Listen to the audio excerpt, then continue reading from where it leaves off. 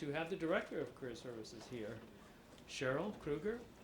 And we also have Skip, who apparently has lost his voice to a cold, or, yeah. So we have two folks presenting from Career Services, and as I mentioned before, there's a lot of interaction between our offices.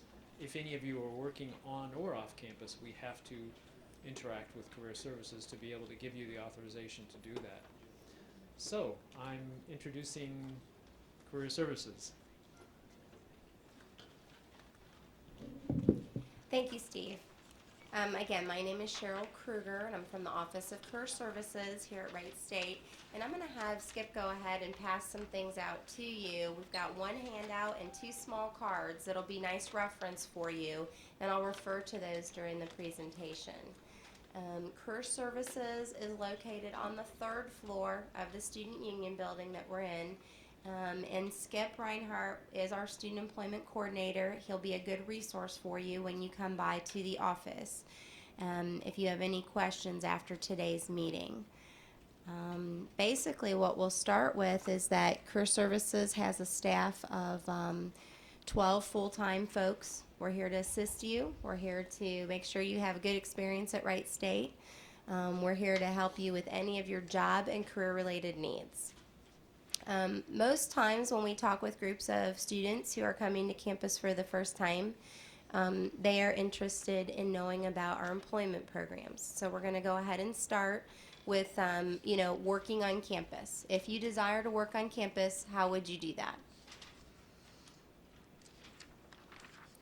So working on campus, if you want to take a look at the screen here, your eligibility requirements: if you're a new undergraduate student to Wright State University, you have to work at least you have to be registered for at least 6 credit hours of classes to be eligible to work on campus. If you're a new graduate student to campus, you have to be registered for at least 4 graduate credit hours to be eligible to work on campus. Both of these figures consider you by definition as a part-time student. So basically, you have to be a part-time continuing student at a minimum to be able to work on campus. There is no specific GPA requirement that restricts you from working on campus. And on to the next screen here. When you're working on campus, you would work up to 20 hours a week. You would never want to exceed the 20-hour a week. It's very important. Unless, the second item down, if you're working during a break period. During the break period is between quarters, when you're not in classes. Anytime you're not in classes, it would be considered a break period. During break periods, you can work more hours. Otherwise, you would want to stay to 20 hours a week. It's very important for you as students to monitor this because supervisors are informed of this. We train supervisors just like we're here talking to you today, but they may not always remember. And it's important because it affects you that you remember to monitor your work hours when you're working on campus. Now, on-campus jobs, could be anywhere from working in the library, helping shelve books, or helping in the customer service capacity in a variety of offices on campus. It could be working in an academic area, helping with projects. It could be working on a computer or database work. It could be doing web design or marketing materials or promotional materials. It could be working in the campus recreation center, helping students learn how to use the recreation equipment. Most of the jobs on campus are either helping a faculty member, helping a staff member, or helping provide services to other students, because those are all the kinds of things we do in on-campus jobs. Okay. So finding a job on campus, how would you go about that? So we talked about the requirements first, but now if you would like to work on campus, you would start at our Career Services webpage. And of the 2 cards that you got, our web address is on the one that's 2-sided. One of your little index cards is 2-sided, and right at the top is the Career Services phone number and also the web address. That web address will take you right here to Career Services website. From this website, you would simply click on the student tab that's circled there at the top. Okay, go to the next screen. And from there, once you're on that page, you would click to the student employment, the first menu item indicating student employment. That would be working on campus. Then from there, you're going to click on job postings. So in students menu, we have lots of services. In student employment, we have lots of information for you on the website. But for finding a job on campus, it's the student tab, student employment, then job postings. Once you click on job postings, you'll log into the Wright search. If you look on the back of this card that's two-sided, you have the exact detail instructions once you click on here how to log in. Okay, so you don't need to remember any of this. I just wanted you to see what it looks like. Once you log in, next slide, the jobs button at the top of the job database screen. Then you search for jobs, and then you pick the category of job. And the category you'd be looking for would be that on-campus regular employment. There's also a category called on-campus work study. And some of our students are eligible for a financial aid work study. But for your purposes, you would click on regular, student employment, regular jobs. And again, those instructions are on the back side of this card, okay? And then you get to a job database. Hopefully this looks exciting. You know, there's currently, I think, 70 current positions. I was just looking at it yesterday that are available to students right now for this coming quarter. And each job title is listed, and once you click on that, you would come to a full job screen, and this would give you a little bit of the job description and most importantly, the application instructions. So it tells you who to contact or how to apply. So even though we're all Wright State University, each individual department, like the chemistry department or the library or the bookstore, you know, or my office, if we're posting a job, we're going to all have different application instructions. So some of them may be call our office to schedule an interview. Sometimes that might say drop off a student employment application.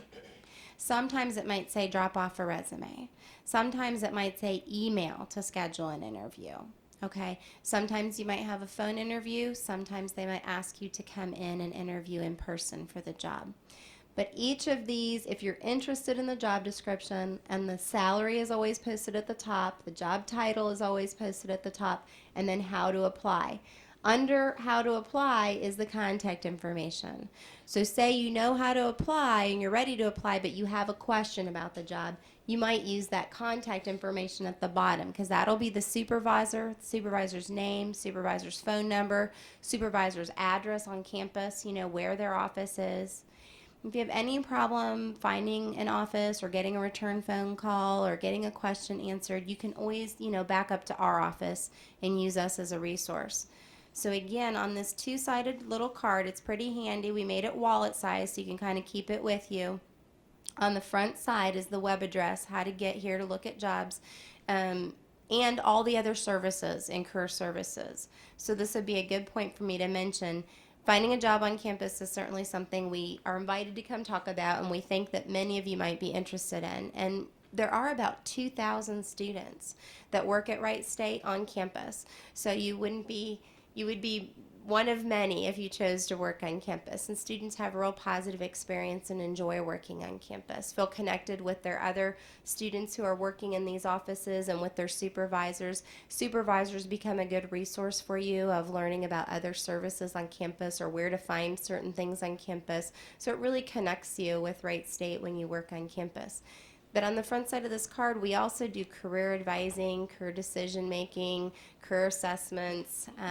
We also help students find co-ops and internships, which I'm going to touch on in just a minute. We also help students prepare their resumes, practice interviews, pretend interviews or practice interviews to get ready for job interviews. We also have job fairs where you meet employers that are looking for people that are graduating with the degrees that you're studying. So we do all kinds of services. But again, on the back of this card are all those instructions for once you get to the website, how to find the job on campus through the website. Wage rates for working on campus. If you do work on campus, you would start at $7.30 an hour if you're in the first class of jobs. But some of you might be eligible because of your knowledge and skills to apply for a class 2, 3, or 4, or 5 job. And again, the wage rates go up accordingly. Hiring paperwork, it's really important. All of the students that work on campus, your supervisor would have a hiring packet, or they can go to our website to get a hiring packet, which asks them to tell us the information we need to put you on their payroll to work for their office for a specific job. In addition to what all students need, international students also must have your social security card or the receipt for applying for your social security card. You must also have your work authorization from the UCIE office. Generally, that's in the form of an email that they send you. We need a printed copy of that. So those first 2 pieces, plus your passport, your I-20, your I-94 card, and then again, that email for the work authorization. All of those items you'd bring to our office. Once you interview for a job and you get hired, you'd bring these items plus the packet, the hiring packet that your supervisor gives you that all students need. And that has some payroll information and that type of thing. Other resources for you as a student. Again, on our website, which is on one of your little index cards here, you will find information in our student employment manual. If you have any questions about working on campus, it has information about lunch breaks. It has information about how many hours you can work. It has information for students and supervisors. So all the technical information is there. There's a frequently asked questions site, might be helpful. The pay period schedule, when do I get paid, what dates do I get paid, what Fridays will my paycheck be ready. So that kind of information is out on the website as well. What do you have on the next slide, Skip? Okay, cooperative education. We did hand you out a handout that looks like this. This has, again, some questions and answers about co-ops and internships. If you work on campus your first quarter or 2, and then once you meet the eligibility requirements for a co-op or internship, this is work experience. It's not just a job to make money like on campus, but this would be a job to, I think Deborah wants to see you. Excuse me. This would be a job, a co-op or internship would be a job that would allow you to work in your degreed field. So whatever you're studying, you're working in that field, and that would be off campus. So generally, to be eligible to do that, you must have been in the U.S. for at least 9 months, okay? So I just wanted to tell you about this today. You may not be ready for this right yet. You must have at least a 2.5 GPA for an undergraduate and a 3.0 for graduate students to be in that program. You must be in your college. You can't just be taking classes. You have to be in a degree program of study. And you must have completed specific coursework. So if you're an engineering student, on our website, there's engineering co-op classes you have to take first before you can work off campus in an engineering co-op or internship. So those requirements are out on our website. We've also given you a lot of that information on this handout. Even though you're not ready for that maybe today, we wanted you to know because I think this is a program that people are very interested in and likely something that you'd want to get ready for or be ready for in the near future. And then the last thing we gave you was a second card. It's only one-sided. And this card simply has some very specific business hours where we process student employment papers, meaning that there's specific days of the week and specific times where we can provide that service. So again, once we are open from 8:30 to 5 every day, but these hours are very specific, and I just wanted to draw your attention. That's why we wrote it on a separate card. So you're welcome to come by our office anytime. If you're not sure how to use the website, we have a computer lab of 4 computers in our office, and one of our staff will walk you over and help show you.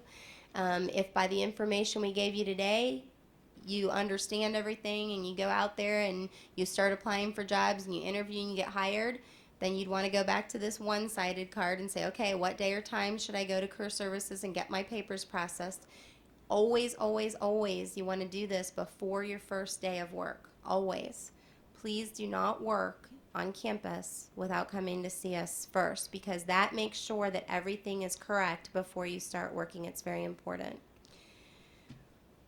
Okay, and basically we were asked to give you 10 or 15 minutes of information about our website and our student employment programs, and I talked to you a little bit about co-op and internship when you're ready for that.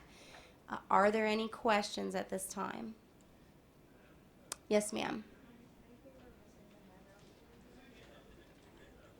We didn't have enough. Okay, what we'll do is we'll bring some more down when we leave. We're just in this building, and we'll just set them on the back table. So the next time you have a break, you can pick those up. Just with a quick show of hands, how many did not get this page?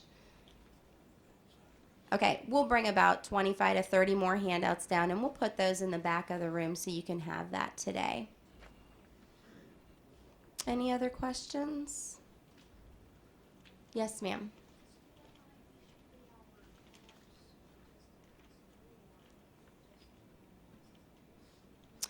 I think the question is, correct me if I'm wrong, should our student ID have our full name?